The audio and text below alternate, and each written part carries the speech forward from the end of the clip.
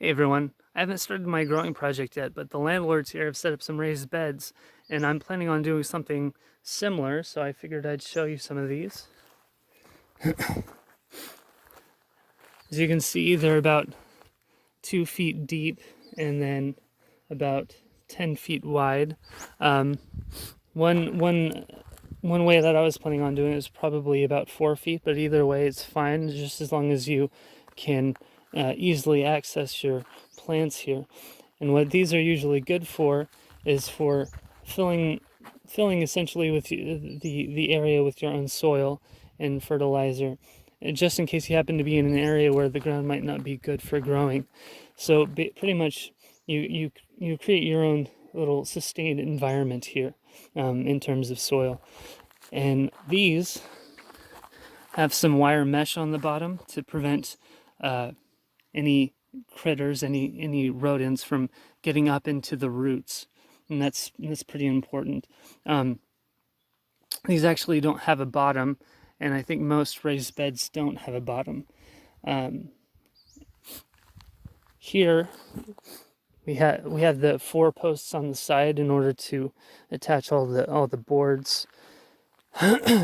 One tip that I read online was that you could, when you're assembling these, you can start assembling them upside down and then leave about 4 inches of a post above the boards, and that way when you flip it upside down, you can hammer those into the ground to set it into place, and also you can level it that way. If it's off level, you can tap one side in further, leave the other just a little bit up.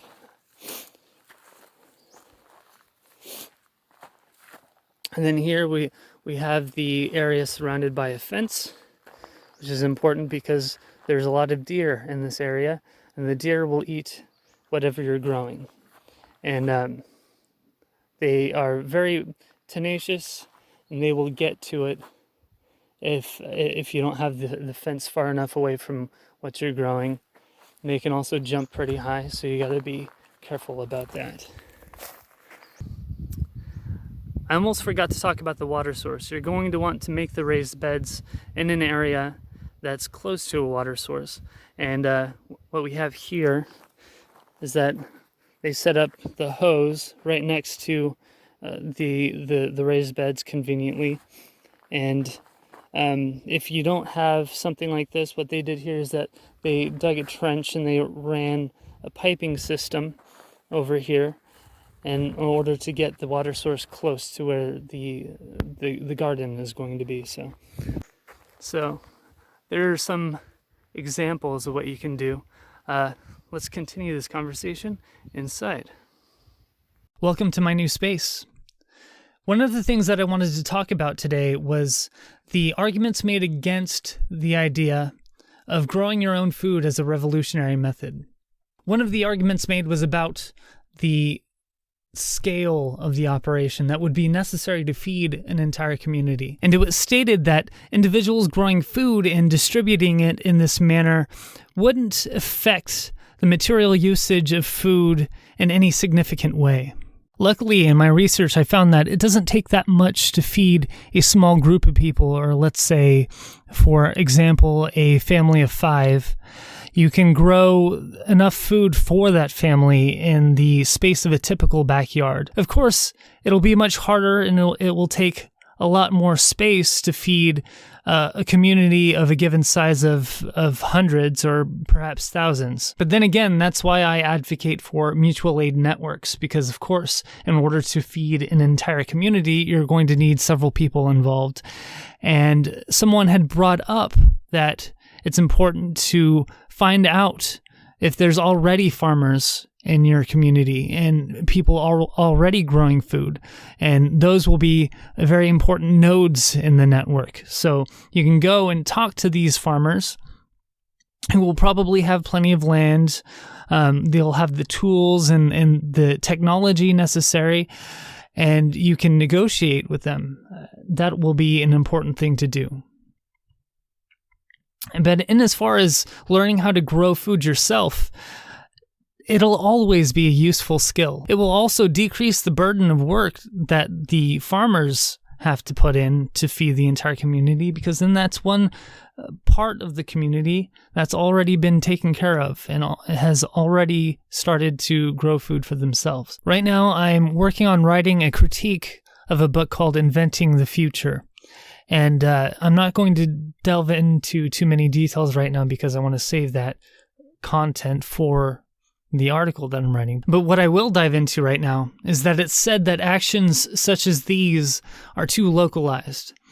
And what I'm arguing is that they are in fact not, and that they are already a sort of cultural phenomenon, and they're popping up all over the place. There's people that are excited to learn how to grow food. There are intentional communities everywhere. There's mutual aid networks popping up everywhere ever since the coronavirus hit. But of course, they could use a bit of expanding. But the most important thing is that this type of action is accessible. You could literally go up to anybody in your community, you could lay it all out to them, and they'll be able to understand it, and they'll probably be motivated to replicate it as well. So in that sense, it's the type of thing that's most likely to go viral. Let's expand the concept of networks and viral emergent cultural phenomena. Find those who grow their own food, farmers, intentional communities, and connect with them. Negotiate how much food they can give for free, and discuss strategies for distribution. This can be done with other resources as well. If you have the means to do so, gather a group of people who can help you create an institute or an assembly that can act as a hub for codifying the practice of collecting and distributing these goods for free. Also, codify the values in post-capitalist theory that you can teach to new and younger members to carry on these practices and values long after the original members are gone. Publicize events and accomplishments online, or try to expand into other areas if possible, in a way that makes it easy for others to replicate.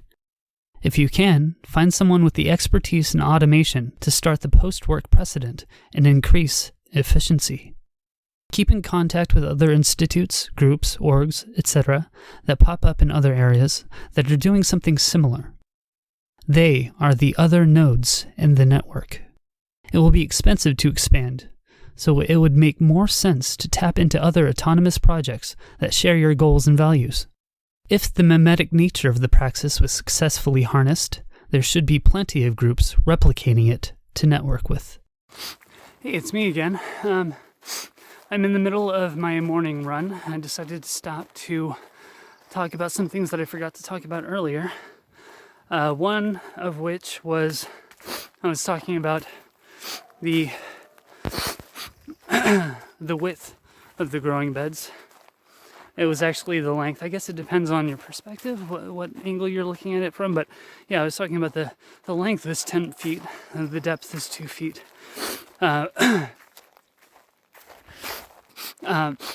Depending on what you're going for, the length could be variable. You can have a depth of 4 feet, maybe 6 feet length, or 12-foot length. It all depends on what you're using it for, I suppose. And then another thing that I forgot to mention was that you're going to want to pick an area that receives a lot of sunlight. Consider the movement of the sun as well. Like, for example, have the longer sides facing east and west, so that the plants can receive the most amount of light as possible. And I guess that's the gist of what I wanted to talk about. You can hear the dogs in the background up here in Magalia, Northern California, out in the middle of the Ponderosa Forest. You can see. Well, I hope you liked the earlier bits, the rest of the video. Hopefully some of the information was helpful. Of course, I'll have more information when I actually start my growing project and building the beds of my own. That probably won't be until a later point. I'm trying to make some plans with a friend of mine who has a farm in Cynthiana, Kentucky, and hopefully I can start figuring things out there and applying some of the things that I've been reading about and observing and learning about. And when that happens, I'll probably have some more information for you. Anyway, that's all I wanted to say. I need to get back to my run. So, like and subscribe, I guess. And power to the people.